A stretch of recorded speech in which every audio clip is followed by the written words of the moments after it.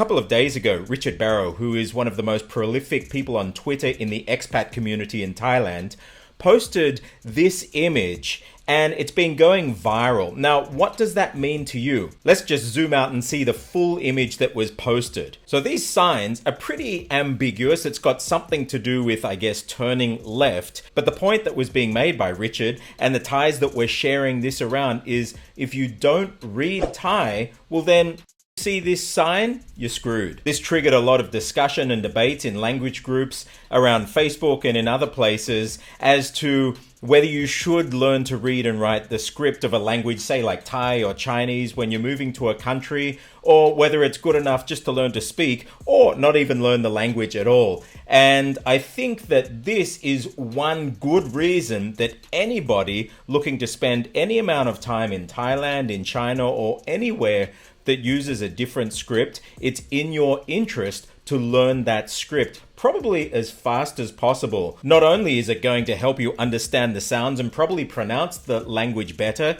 you'll be open to much more of what native speakers of that language are exposed to, so you'll be able to relate to them more. But even more importantly, it could save your life. So I thought it'd be fun today to break this sign down. We can break the language down, and I'll also show you some other signs in Thai, in Chinese, maybe even Vietnamese. But looking at these signs, now these are not like those Chinglish signs or Tinglish where they've actually made a bad translation.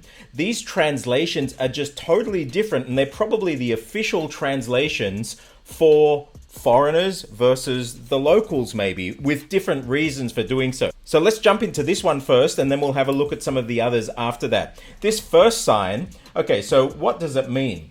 We've got these two messages under here, and you can see the top part of it. This here is a L, and so if I do this word here, Liao with a mate to is Liao. So the word Liao means to turn, and then this word here, so this is the word sai, sai. Now, if you speak Vietnamese, you would know that to turn left is je zai. You can actually see the similar etymology here. Liao, the, re, and ye, e. And then sai, zai, this is a very common shift. Okay, so let's have a look at this word here. Raw sanyan. Raw means to wait. And then sanyan. Notice how in Thai we've got this. When two of these y get put together, it makes ny, which originated from the Sanskrit letter here. So is ny, ny.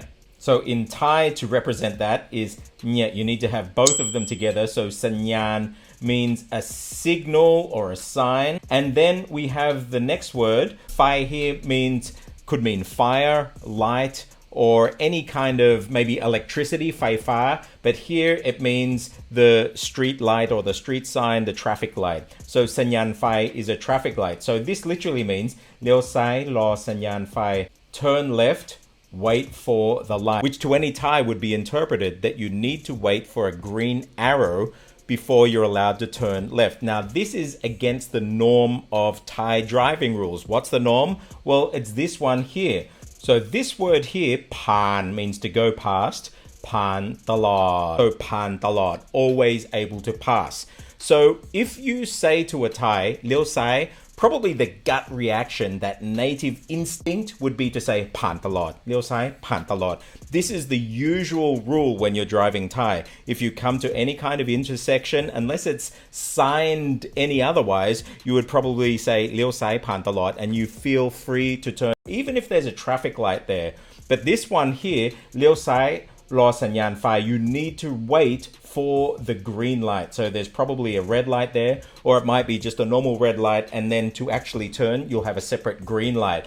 This could get you into a lot of trouble if you don't read Thai. You might just learn the general rule when you're driving in Thailand, Liao sai pan talad. You can always turn left if you're coming to an intersection, and this is actually saying no, the opposite. So this is definitely one time where knowing the Thai script is really going to save your life. Usually when you're getting these left turn signs, you probably see it as this blue sign, and you would know that they're Liao sai pan talad, that you're allowed to turn left at any time. Anything deviating from that, you would probably know you have to park, you have to wait for the light. Again, you can see here, it's not written in English at all. So coming to Thailand, if you're going to be driving, you're going to want to learn to read.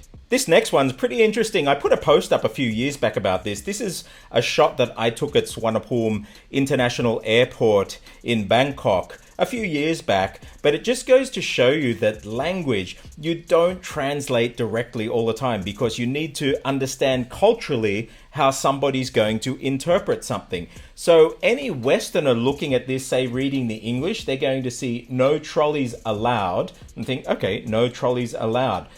If you read the Chinese here, you can see here it says 禁止, so forbidden, 使用, to use, 手推车. So that is your trolley. So forbidden to use your trolley, which would infer past this line. So in English, no trolleys allowed, 禁止, forbidden to use trolleys. But let's look at the Thai here. So that says จอดรถเข็นกระเป๋าบริเวณนี้ park your trolleys in this area. Look at that. That gives such cultural insight into the way that people react to, say, public announcements. If you have a look in English, it's a negative thing. No trolleys allowed.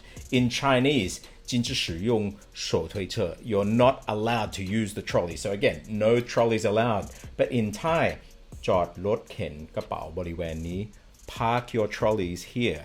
And it's much more passive, and I think culturally it's much more appropriate, and it's what Thais would probably be used to. This non-confrontational kind of addressing of a Thai is much more in line with what Thais would be used to, I guess. But it's fascinating to see this rendered in language. The person designing this sign was probably a native speaker of Thai, and when they saw no trolleys allowed and they were translating it directly, probably thought, oh, that's a bit harsh.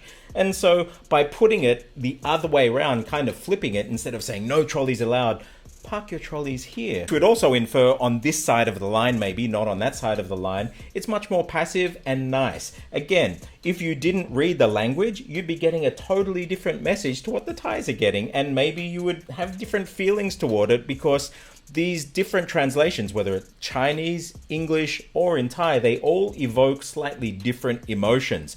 Learn to read and you'll be able to understand them all. Okay, I couldn't do a clip like this without having some fun ones in there. So yeah, these are kind of like the Chinglish ones. Hong Lamat. This is an interesting word. So when Muslims go to prayer in Thai, this is called Lamat, 5 times a day. This is Lamat. So Hong Lamat, the prayer room. Here, Muslim player room. So maybe if you were actually looking for some Muslim players, you might be sadly mistaken. So reading Thai could save you some awkward moments when you arrive in that room and realize that there are no players there for you. This next one is an interesting one. I just thought linguistically it's interesting and it's kind of fun. ห้ามเดินลัดสนาม So we have ห้าม we mentioned in the last one at the airport that they didn't use the word forbidden, but here they've used the word forbidden. ห้าม ห้าม is to forbid, and then this word here เดิน an originally Khmer word meaning to walk, and then this word here is interesting. ลัด literally means to take a shortcut or take a route that wasn't originally intended for something. So you have a tang is a road, tang lat is a shortcut. And then we have the final word here, sanam. Sanam is any kind of open field. Sanam bin is an airport. Sanam dek len is a kid's playground. So any kind of grassy field, I guess, would be a sanam. So lat sanam would be to cut across any type of field. So I guess it's like a park there. So ham dern lat sanam. It's forbidden to walk across the field. Here, it's a shortcut. So whoever wrote the English here probably didn't have any real depth to their English and thought it's a shortcut, thinking maybe culturally that if it was a shortcut, you're not allowed to take it. I don't know. But in English, you read it, it's a shortcut. Oh, I want to take that. But if you actually read the Thai, ham dern lat sanam, you're not allowed to go across the field there. You probably have to take the proper path that they've put in for you. There's also a term in Thai, lakkai.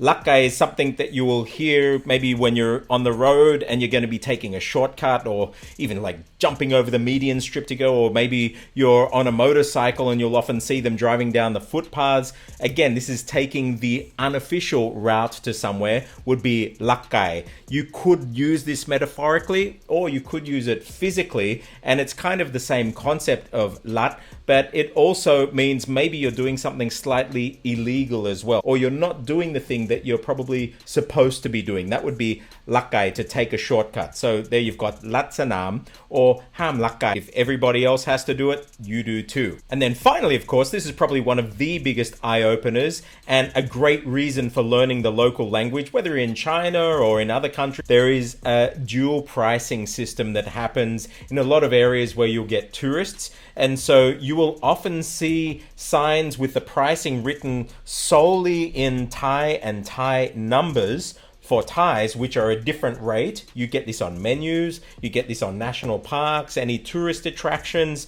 You get a whole lot of different things where Thais will get a very different price to foreigners. And so if you break this down here, it says safari park, so the safari park and the marine park, puyai. And so that's an adult, dek, child. So these are the same, but you look at these numbers here. So if you have a look here, the safari park entrance in English is 370 for adults, a marine park 700. If you have a look in Thai, what is that? That is the number 300. And what is that number? That is 430 baht. So this is very different. So it's 300 versus 430 baht. And then what is it for children? So 270. Here we have 250, so it's only 20 baht different, I guess, for children to go into the safari park. But look at this, it's 500 baht for children if you read English. If you read Thai, it is 300. That's a 3 there. And then if you go and you've got the Bat Luom, so this is a combination safari park and marine park. So in English, for an adult is 900. But for an adult, if you read Thai, what's that? 530. And for children, in English is 600. But if you read Thai, it is 380. So 380 baht versus 600, or 530 versus 900. Most of the time when I go to these places, now I haven't gone to these places in a long time, but I have never ever paid the foreigner price. Normally, if your prosody is there, people don't even question you. You can just go and speak. Sometimes you might show your license or your Thai ID. A lot of the time now I hear people are saying you need to actually have a card, but I've found in most places, if you speak with good prosody and you know the price from the sign from reading the Thai, I've never ever been charged the foreigner price for something. So this is great incentive for learning to read Thai. Reading is just one element of it though. It's actually putting it into use. Prosody, these natural rhythms of the language, you're going to want to develop those as well, because it's a combination of those that will get you under the radar. Otherwise they're going to say, show me your ID card or something. I hope it's inspired many of you to go out and learn the script. You don't have to learn the language fully, at least for those road signs. Just learn the script so you can see basically what they're saying. It could save your life. If you do want to learn your script and get this prosody with your language with the tones, take my free tones masterclass. You can click on the link below. And Cracking Thai Fundamentals, my unlimited package, I'll be actually putting up this week all of the Thai in 10, so those fantastic 4,000 plus sentences of David Martin, I'm putting them all in there, and hopefully we'll have hundreds building up over the coming weeks. As we move forward, I'm only going to release limited ones on YouTube, but if you want to see all of them in their entirety, you can come in and see it at jacademy.com. And if you're really, really serious about learning language, well then Minecraft. Minecraft will give you everything you need, not just for Thai, but for Chinese, for any language that you're learning, so you can actually start to build real fluency, real prosody in the reading, writing, speaking, and listening of that language. Scan the QR code, come and talk to us on the Discord server. I'm Stuart J. Raj. I'll see you on the other side.